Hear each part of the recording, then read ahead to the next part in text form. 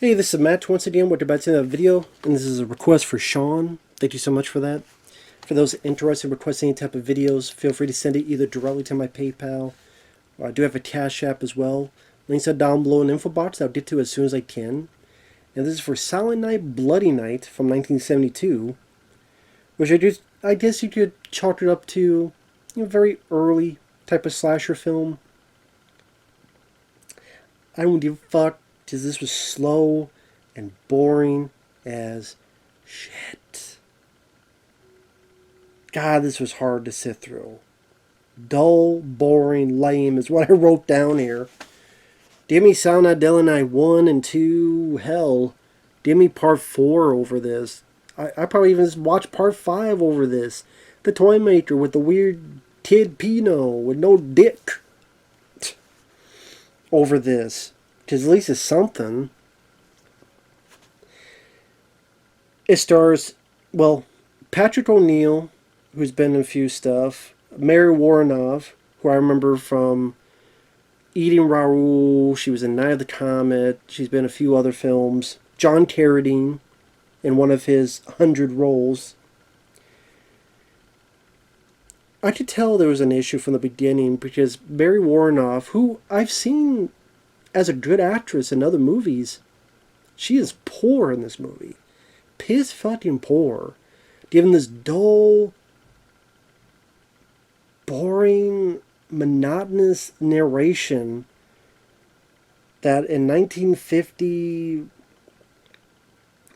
this guy named Wilford, not Brimley, Butler died from being caught on fire, and his wife and daughter are dead as well. It's 20 years later. The guy's house is being sold.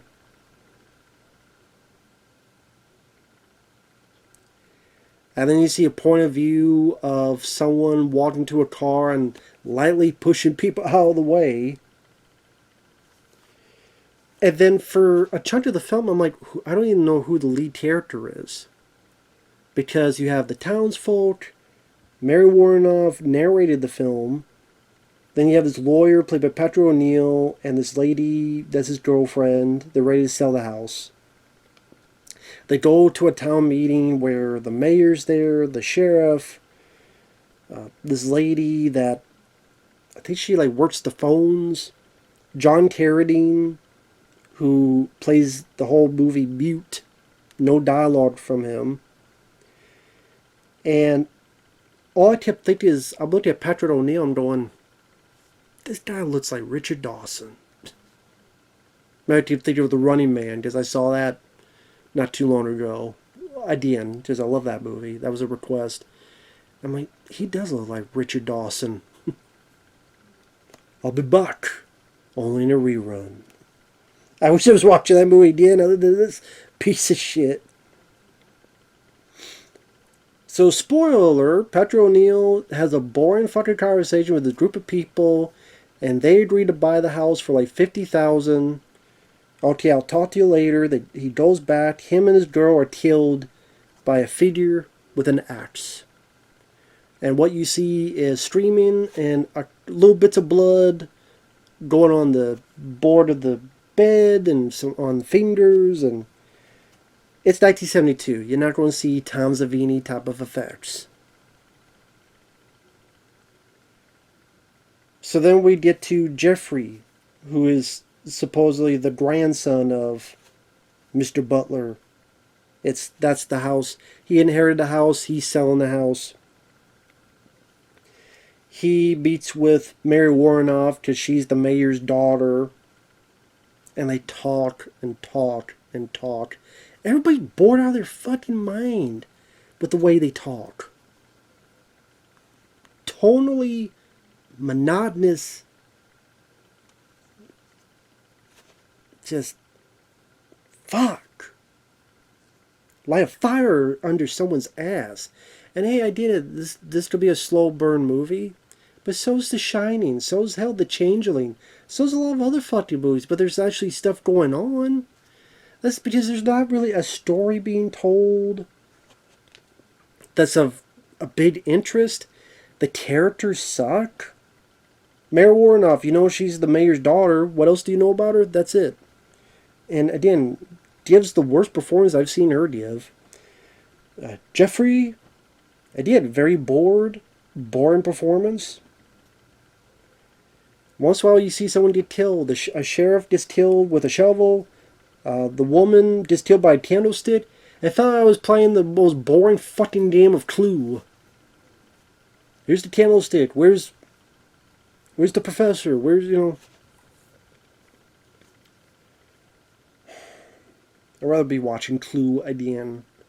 Like Clue with Tim Curry felt scarier than this movie. Most boring fucking game of Clue ever.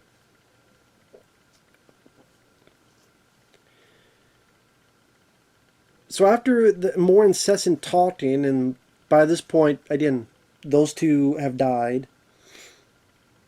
They've talked to John Carradine. Well, he gave them info and pretty much just stuff about Mr. Butler back in the day. At one point they're driving, they accidentally hit John Carradine, and we're told, well not shown, but we're told that he has no hands, and he's dead. Like, the act is really bad. The guy who plays Jeffrey seemed very, very sleepy. Maybe he needed a nap before making the fucking film. And the big, I wouldn't even call it a twist. What's going on is, pause for dramatic effect, and because I need to drink.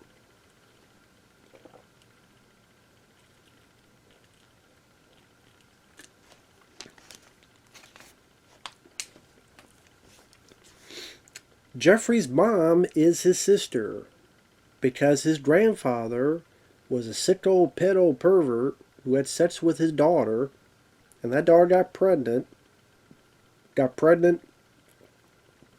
gave birth to Jeffrey. Jeffrey was sent away. Mr. Butler, Mr. Butthead, Mr. Buttplug was in a place, set the inmates able to escape. The inmates killed these rich people at this party, but also killed the daughter. I guess those inmates somehow became the big remnants of this town. So those inmates that escaped also became, somehow, they became the mayor and the sheriff. And I like to know how the fuck that worked, that these inmates escaped and someone became, I'd love to see that process. Yeah, I broke out of the insane asylum, but now I'm the sheriff. No one fucking noticed. No one's like, hey, wait a minute. How many people are in this town? 5? Okay.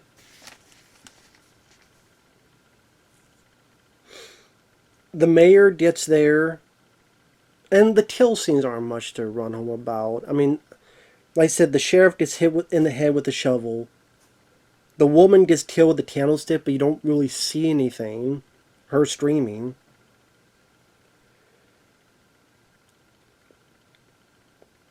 Then John Carradine, you don't really see him get hit. You just know he got hit by the car. And then we're told he has no hands. We don't really get shots of that. Unless they tried and it was so damn dark I couldn't see what the fuck was going on.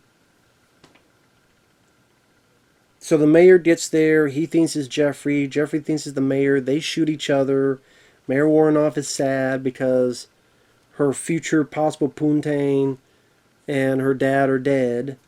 And then there's the killer. And the killer is Mr. Butler. Which they try to have a shot where it shows his face all fucked up, but it's so wide. It was so, I could barely tell.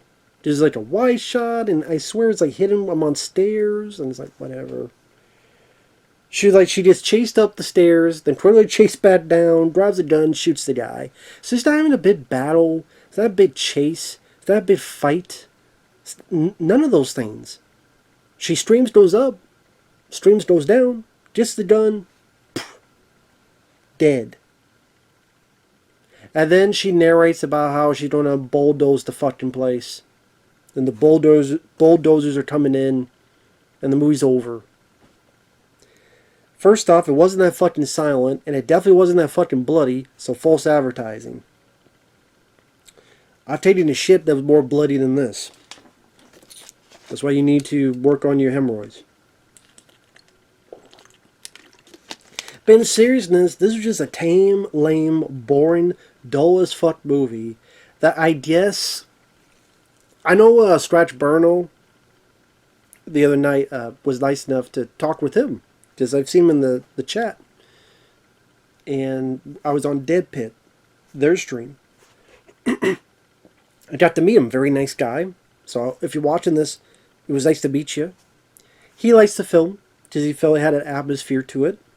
He knows it's a slow burn. He did say, I understand that people don't like it, which is cool. And if people like the film, any film, that's fine. I can always say my own opinion. I didn't really feel an atmosphere. It's a house in the middle of nowhere, but I didn't really feel an atmosphere to it. I was just fucking bored. I don't think it had that much of a memorable musical score. The death scenes were very blasé and forgettable. The story was almost non-existent. The killer... I guess I wasn't even thinking of a mystery of the killer. I just assumed... Even though we saw him on fire early on, I just assumed it was Mr. Butler. I don't know why, I just did. And I was right.